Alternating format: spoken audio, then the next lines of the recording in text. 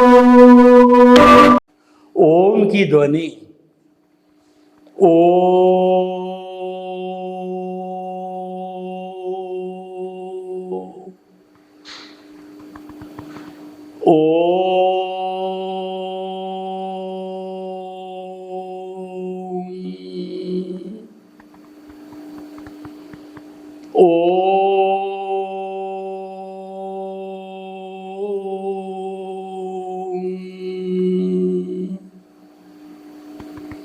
महाप्राण ध्वनि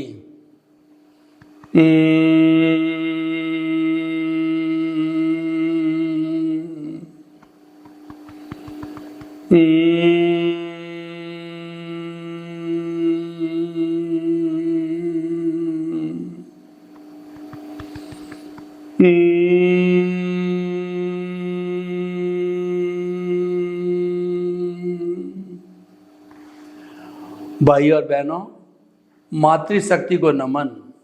आज हमारा अंतिम पुरुषार्थ दार्शनिक दृष्टिकोण का बहुत ही सुंदरतम विषय, साधना का विषय, शाश्वत सुख की प्राप्ति का विषय, मुक्ति का विषय, साल्वेशन, इमांसिपेशन और फ्री फ्रॉम द बॉन्डेज का विषय है। हर क्षण केंद्र में आत्मा रहे। देखिए, केंद्र शक्तिशाली होना चाहिए। भारत का केंद्र यानी हमारी सेंट्रल गवर्नमेंट शक्तिशाली है तो वह 30-35 जितने भी राज्य हैं उन पर वह अंकुश लगा सकती है। वह नियम बना करके लॉ एंड ऑर्डर को स्थापित कर सकती है। यह बात दूसरी है कि उस सेंट्रल गवर्नमेंट को अपनी पार्टी का लोभ नहीं होना चाहिए, दूसरी पार्टी से बायस्ड नहीं होना चाहिए। केवल लॉ एंड ऑर्डर की आवश्यकता के अनुसार, केवल जनता को सुखी बनाने की दृष्टि से कह रहा हूँ कि सेंटर को मजबूत होना चाहिए। देखिए, सेंटर को मजबूत की बात चल पड़ी। मैं आपको आज से 30, 40, 50 साल पहले ले जाता हूँ, तब जबकि सादा जीवन, उच्च विचार, मानव जीवन का श्रृंगार विषय था।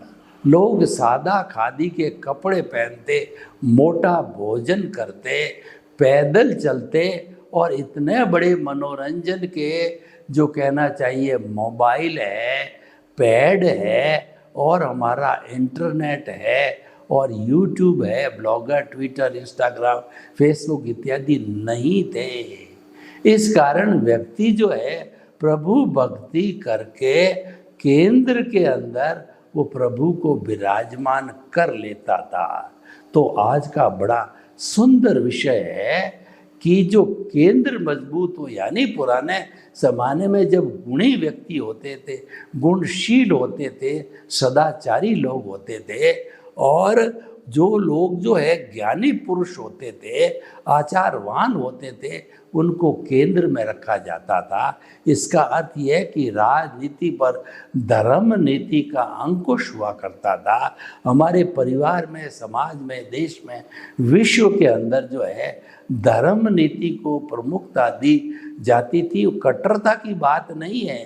धर्म का अर्थ होता है कि धर्म सर्व जो है वो, जो धर्म जो है वो, जो कहना चाहिए, परहित सरिस धर्म नहीं भाई, पर पीड़ा सम नहीं अदमाई। ये धर्म की व्याख्या पुराने जमाने में थी। कोई किसी को कष्ट नहीं देता, अन्याय नहीं करता, बेईमानी नहीं करता और वह जो है मूल्यों का जीवन जीता। लेकिन आज केंद्र कमजोर हो गया और व्यक्ति ने लोभ के वशीभूत होकर के केंद्र को परिधि में डाल दिया और परिधि पर धन दौलत, रिश्ते नाते, पद प्रतिष्ठा, जितनी चीज़ें थी वो ला करके केंद्र पर इकट्ठी कर दी। यानी कि व्यक्ति पास पैसा है, वही सब कुछ है। जिसके पास पैसा नहीं है, उसके पास कुछ नहीं है, बेईमानी से बाई हुक और क्रुक से कराया हो, उसको समाज में ऊंचा स्थान मिलता है, आगे बिठाया जाता है, उसके गुणगान किए जाते हैं। चाहे व्यक्ति करप्ट हो और चाहे व्यभिचारी हो, लेकिन उससे कोई फर्क नहीं पड़ता। वो धनवान होना चाहिए, कुबेरपति होना चाहिए, जो कोई जनता को बुरा अच्छा जैसा भी कमाया हुआ दे सके, परोपकार कर सके, वो जगत कल्याण कर सके और वो जो है लोक कल्याण कर सके। तो भाई और बहनों, देखिए मापदंड बदल गए। तो मापदंड बदलने से समाज में बुराइयां आ गई है, समाज के अंदर मूल्यों का ह्रास हो गया है।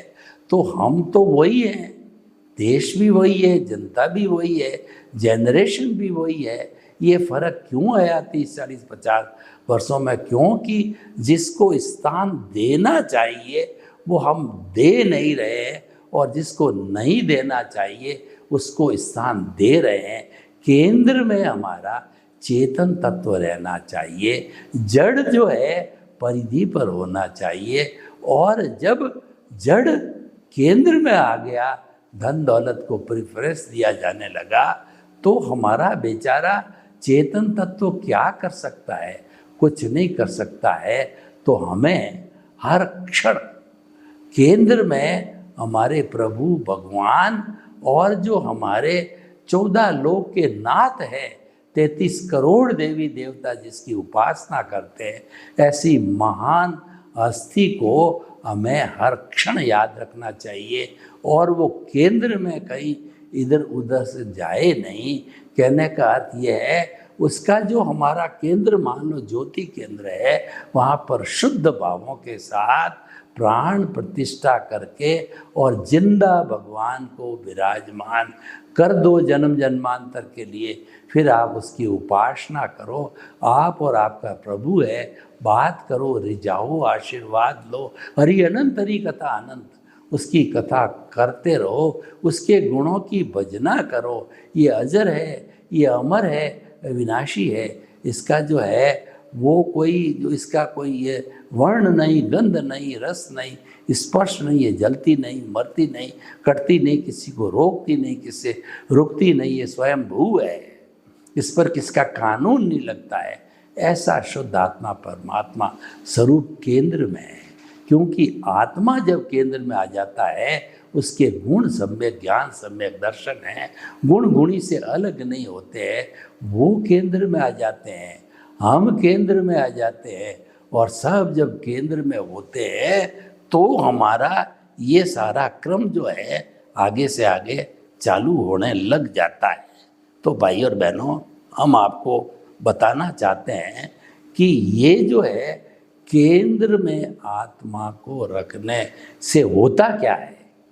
केंद्र में आत्मा रहती है तो हमारे संवर पूर्वक निर्जरा होती, क्योंकि वहाँ ज्ञान दर्शन है, और परिधि पर बंध पूर्वक निर्जरा होती है। देखिए, अशुभ प्रवृत्ति में तो नारकी या तिर्यंच है। हमने अध्यात्म विज्ञान के अंदर अशुभ प्रवृत्ति को, यानी कि हमारी नारकी और तिर्यंच का बंध हट जाए, उसकी हम चर्चा नहीं करते। हम तो शुभ और शुद्ध भावों की करते हैं, प्रेफरेंस शुद्ध भावों को देते हैं। शुद्ध भाव कहाँ हो सकते हैं और शुभ भाव कहाँ होते हैं? जड़ और चेतन की, जड़ के अंदर शुभ भाव हो सकते हैं। मन वचन काया की शुभ प्रवृत्ति वो आध्यात्मिक, वो धार्मिक प्रवृत्ति है, वह बंध पूर्वक निर्जरा है, अच्छी है, वो हमको सद्गति देती है। लेकिन आत्मा को केंद्र में रखा, आत्मा की भजना करी, आत्मा को कभी विस्मृत नहीं होने दिया।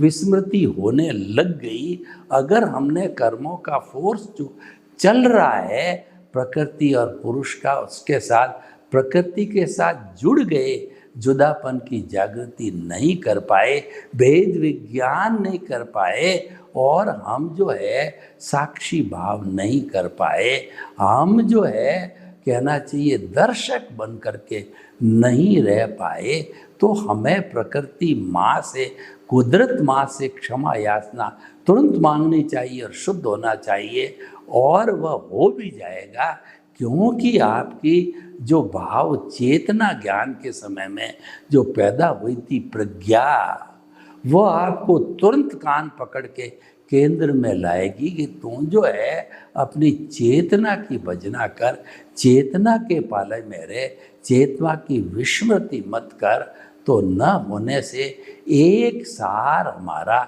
सम्यक ज्ञान, सम्यक दर्शन चलता रहेगा, और वह सघन उसका डेवलपमेंट होता रहेगा, और 2, 4, 5 भवों में इतना डेवलपमेंट हो जाए कि हमारा अनुभव 2% से बढ़ कर के 360 डिग्री का हो जावे, और हमारी सतत जागृति, केंद्र में आत्मा रहेगा, यह जागृति बढ़ती रहे, तो जागृति बढ़ते बढ़ते 100 डिग्री जो 100% पे चला जाएगा, तो वहाँ का जो पारा है टॉप पे चढ़ जाएगा। और प्रीति थी हमारी जो है ज्ञान के समय, हमारी जो है कहना चाहिए कि बिलीफ जमा दी थी कि मन वचन का ऐसे मुक्त, ऐसा मैं शुद्ध आत्मा हूँ। ये 24 घंटे आपकी स्मृति में होना चाहिए। मैं सोहन राज हूँ, मेरा नाम जन्म से आज तक कभी नहीं भूला। तो आप जो अस्तित्व है, ऑन्टोलॉजी है आपकी, उसको आप कैसे भूल रहे हो? आप जड़ को तो नहीं भूल रहे, तो चेतन को कैसे भूल रहे हो? अरे चेतन को भूल गए तो आपका राम नाम सत्य है, और आपको तो जो शमशान में ले जाके जला दिया जाएगा। इतनी देर लगेगी, आपको चेतन को नहीं भूलना है।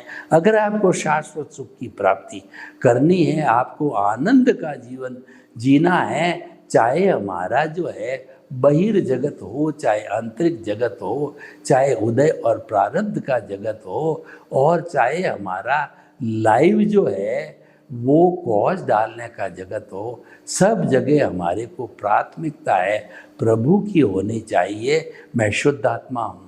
भीतर आप बोल के करो, लर्नर्स है, उसके बाद बोलना बंद करो, खाली मानसिक रूप से भजना करनी है, मैं शुद्ध आत्मा हूँ। और ये भी हो जावे तो फिर केवल एहसास होना कि मैं शुद्ध आत्मा हूँ, मैं शुद्ध आत्मा हूँ, मैं शुद्ध आत्मा हूँ। जैसे मंदिर में घंटा बजता है, ओम नमः शिवाय, ओम नमः शिवाय, आपके इस केंद्र में घंटा बजना चाहिए, मैं शुद्ध आत्मा हूँ, मैं शुद्ध आत्मा हूँ, मैं शुद्ध आत्मा हूँ। शुद्ध आत्मा कैसा? मन वचन काया से मुक्त, ऐसा मैं शुद्ध आत्मा हूँ। मन वचन काया सांस को भरो, मन वचन काया से मुक्त सांस को निकालते समय, ऐसा मैं शुद्ध आत्मा हूँ। मन वचन काया से मुक्त, ऐसा मैं शुद्ध आत्मा हूँ। मन वचन काया क्या है? सांस को भरा, मन वचन काया सांस के निकालने के साथ कुदरती रचना, मन वचन काया कुदरती रचना, मन वचन काया कुदरती रचना। जीवन का लक्ष्य क्या है? मन वचन काया कुदरती रचना से मुक्त, ऐसा मैं शुद्ध आत्मा हूँ। मन वचन काया कुदरती रचना से मुक्त, ऐसा मैं शुद्ध आत्मा हूँ। ये सारे चारों जो है विकल्प है, चारों सिद्धांत है, हमारे की पुनः पुनः स्मृति में रहना चाहिए। 4 नहीं हो सकते, तो मैं शुद्ध आत्मा हूँ। एक का सतत मंथन और सतत जागृति जो है 24 आवर चलती चाहिए। रात को 12 बजे आप नींद में हो, आपको बुला के कहे कि तुम कौन हो, आपको परिचय देना है। रिलेटिव व्यू पॉइंट से मैं शुद्ध आत्मा हूँ, और रियल व्यू पॉइंट से जो है, रिलेटिव व्यू पॉइंट से मैं सोहन राज हूँ, और रियल व्यू पॉइंट से मैं शुद्ध आत्मा हूँ। मैं एक इसका पूरी आपको एनालिसिस कहिए, इसका दर्शन कहिए, इसकी रिसर्च कहिए, वो मैं एक त्रिवेणी से बता देता हूँ। बाबा मंगलदास। हूँ का अर्थ है भीतर विराजमान शुद्ध आत्मा भगवान। बाबा का अर्थ होता है भीतर विराजमान अज्ञान जो आत्मा के साथ है, और मंगलदास है ये सोहन राज रूपी जो है, ये कहना चाहिए कि ये एक पुतला है।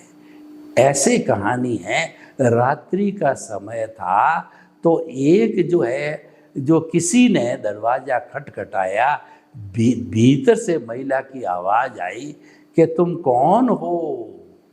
तो उसने कहा मैं बावा हूँ। अरे भाई, फिर खटखटाया, खोला नहीं। तो कहा कि तुम कौन से बावा हो? कि मैं जो है बावा मंगलदास हूँ। तुम कौन हो? मैं कर रहे हो, तो मैं बावा हूँ और मंगलदास मेरा नाम है। हूँ मैं बावा मंगलदास। फिर दरवाज़ा खोला तो स्पष्टीकरण हुआ, हूँ तो भीतर विराजमान शुद्ध आत्मा भगवान है। बावा है शरीर और आत्मा के बीच के अंदर अज्ञान है। फेविकॉल की तरह जो है वो शरीर और आत्मा को चिपकाए हुए है। कौन सा शरीर? कर्म शरीर। ये तो बेचारा इफेक्ट बॉडी है। कर्म शरीर और आत्मा को बीच में अज्ञान ने जो हमारा जो कर्म शरीर है वही अज्ञान है, वो उसने इस स्थूल शरीर को चिपका रखा है। तो भाई और बहनों, हम आपको बताना चाहते हैं कि केंद्र में प्रभु रहे, केंद्र में मैं शुद्ध आत्मा हूँ। ये चिंतन 24 आवर्स चलना चाहिए, ये एहसास में आना चाहिए। देखिए, एहसास करना, अनुभूति में लाना, अनुभव करना, रियलाइजेशन करना, ये सारे पर्यायवाची शब्द है। ये एहसास होने से अपने आप बदलाव आता है। कोई व्यक्ति जो है पहले बुरा व्यक्ति था, शराब पीता था, अपनी पत्नी को जो है वो पीटता था, बच्चों को पीटता था, चोरियां करके पैसा ले आता था, और धीरे धीरे संत पुरुष की संगति मिली और वह बदल करके और शुद्ध व्यक्ति बन गया। फिर उसने परिवार के साथ आकर के माफ़ी मांग कर कहा, अब मैं बदल चुका हूँ, मेरी सारी बुरी आदतें समाप्त हो गई है, अब मैं एक अच्छा इंसान बन करके और एक सांसारिक जीवन, पारिवारिक जीवन जीना चाहता हूँ। तो ऐसा जो है सुधार होने से वो एक्सेप्ट कर लिया गया। तो आप हर क्षण जो है यह भजना करो, ये एहसास करते रहो, ये चिंतन में लाओ, ये अनुभूति में लाओ कि मैं शुद्ध आत्मा हूँ। केंद्र में जब ये रहेगी तो कोई तरह की नेगेटिविटी, कोई तरह की बुरी आत्मा, कोई तरह का गलत आपको जो माया जाल है आपको इफेक्ट नहीं कर सकता, क्योंकि मैं शुद्ध आत्मा हूँ। इससे बढ़ कर के पूरी दुनिया के अंदर कोई मंत्र हो नहीं सकता। और ये मंत्राधिराज है, ये मंत्रों का मंत्र है। क्यों? कि शुद्ध आत्मा वो आपका अस्तित्व है। शुद्ध आत्मा आप भगवान हो, वो आपको प्राप्त करना है। वो आपने प्राप्त कर लिया तो कुछ भी प्राप्त करना शेष नहीं है, और वह तो अरूपी है। उसको कौन लूट सकता है, कौन ले जा सकता है, कौन उसका बुरा कर सकता है? वो तो अनंत ज्ञान, अनंत दर्शन, अनंत शक्ति, अनंत सुख का धाम है। वो अजर अमर अविनाशी है और वो अजन्मा है। और उसके बाद के अंदर वो टंकोत कीर्ण है, वो अव्ययवाद है। आप हरि अनंत, हरि कथा अनंत, उसकी कथा करते करते कई जन्म निकल जाएंगे, माला फेरते फेरते। तभी तक भी इसका गोभी के पत्ते में पत्ता, गोभी के पत्ते में पत्ता, और जो है प्याज की झिल्ली में झिल्ली, झिल्ली में झिल्ली, इसका कभी अंत आने वाला नहीं है। यानी प्रभु की भक्ति जो है वह अनवरत चलने वाली है, वो कभी समाप्त नहीं होने वाली है, और होनी भी नहीं चाहिए। 24 आवर्स जो है आपके केंद्र में चेतना रहे, कोई तकलीफ हो नहीं सकती। आप कोई भी काम करो, इंजीनियर हो, डॉक्टर हो, चार्टेड अकाउंटेंट हो, व्यापारी हो, कुछ भी काम कर रहे हो, करते रहो। हमारे आपके काम काज के अंदर आप जो सृष्टि कर रहे हो उससे कोई लेना देना नहीं। हम पूछते भी नहीं, हम बात भी नहीं करते, हम तो दृष्टि परिवर्तन की बात करते हैं। दृष्टि परिवर्तन ये हम आपको कायम रूप से ये कहते हैं, केंद्र के अंदर प्रभु रहना चाहिए, उसकी भजना करो, उसकी ईको आनी चाहिए, उसकी सुगंध आनी चाहिए, उस अस्तित्व की जो है हमको लोरी सुनाई देनी चाहिए कि मैं शुद्ध आत्मा हूँ। एहसास होना चाहिए, मंद मंद आवाज़ में भीतर से कोई आवाज़ आ रही है, मैं शुद्ध आत्मा हूँ, मैं शुद्ध आत्मा हूँ, मैं शुद्ध आत्मा हूँ, मैं शुद्ध आत्मा हूँ, मैं शुद्ध आत्मा हूँ, मैं शुद्ध आत्मा हूँ, मैं शुद्ध आत्मा हूँ। मधुर मधुर ध्वनि आ रही है, ये बनी रहनी चाहिए। हो सकता है भटकाव आ जावे, टू एयर इज ह्यूमन, मनुष्य गलती का पुतला है, लेकिन जो ही भटकाव आ गया आपको जो है वो हमारी प्रज्ञा बहन तुरंत आपको खींच के केंद्र पे लाएगी और आप भी रियल पुरुषार्थ करो। जो है आप नेचर माँ से कहो, कुदरत से करो, मुझे क्षमा करो, क्षमा करो, क्षमा करो। मैंने कुदरत का कानून दिन में एक बार तोड़ा, जन्म से मृत्यु तक इतनी बार तोड़ा है, हर बार के लिए मुझे क्षमा करो, क्षमा करो, क्षमा करो। वह तो बेचारी करुणाशील है, वो तो क्षमा करती ही है, उसके पास में क्षमा वो इतनी सहृदय है, सदाचारी है कि वो तो सबको क्षमा करती है। वो करुणा की सागर है, वो माँ है जिसके भीतर जो है संवेदना का दरिया चलता है, शाश्वत सुख का दरिया चलता है। तो भाई और बहनों, हम ये करते करते केंद्र में शुद्ध आत्मा रहे, उसके इफेक्ट देखिए, उसके इफेक्ट और लाभ कितने हैं। सैकड़ों सैकड़ों हजारों हजारों लाभ है। सबसे पहला लाभ तो ये है, आपकी कुदरती रचना देखने में व्यवधान नहीं आएगा, कुदरत का कानून नहीं टूटेगा, तो कौज पड़ेंगे वो मोक्ष के लायक और सहायक पड़ेंगे। आपका जो पुण्य बंधेगा वो मोक्ष के लायक और सहायक होगा, क्योंकि यह शुद्ध भावों की बात है। ये ज्ञान दर्शन से जुड़ी हुई बात है, ये सम्यक ज्ञान सम्यक दर्शन से जुड़ी हुई बात है। शुभ भाव जहाँ ज्ञान दर्शन नहीं है, वो हमारे धर्म की शुभ प्रवृत्ति है, वह भी अच्छी है, परंतु वह हमको सद्गति देगी। सद्गति भी संसार है, और आप कुदरती रचना देखते रहोगे, और जो कुदरती रचना देखता है वह व्यक्ति जो है कहना चाहिए कि सन्यासी है।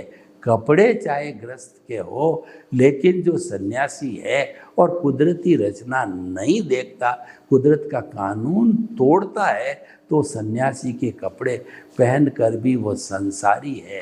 कुदरती रचना देखने वाला आदि व्याधि और उपाधि में समाधि महसूस करता है।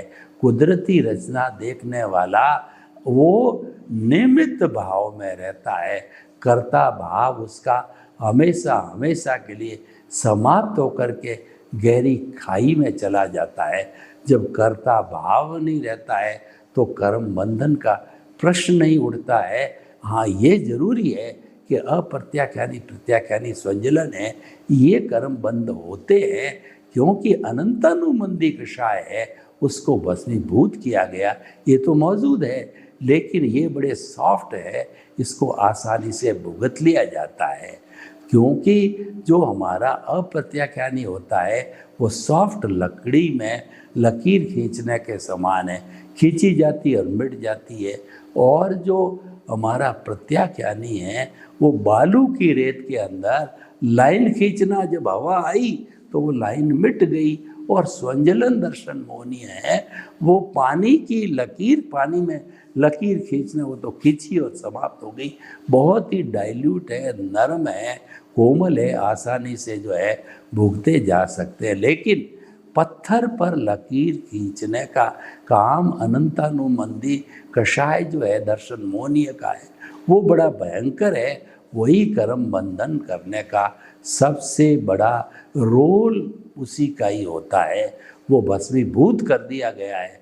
ये हमारे लिए सबसे बड़ी जो है प्लस पॉइंट है। और ये कुदरती रचना देखने की वजह से ही होता है। और कुदरती रचना देखने से ही आप निमित्त निर्दोष अकर्ता और शुद्ध आत्मा जो है मूल्यों को स्थापित करते हो। कुदरती रचना देखने वाला व्यक्ति जो है वो हर बार मानव जीवन को प्राप्त करता है। कुदरती रचना के कितने कितने फायदे हैं, अनगिनत फायदे हैं, आपको बताता जाऊं तो। लेकिन सर्वे भवन्तु सुखिनः, सर्वे सन्तु निरामया, लोग के जीवन को सुख मिले, शांति मिले, आनंद मिले, प्रेम मिले, सौहार्द मिले और हम सभी कुदरती रचना देखकर शाश्वत सुख की नींव लगाएं। आपके प्रति मंगल भावना। ओम शांति।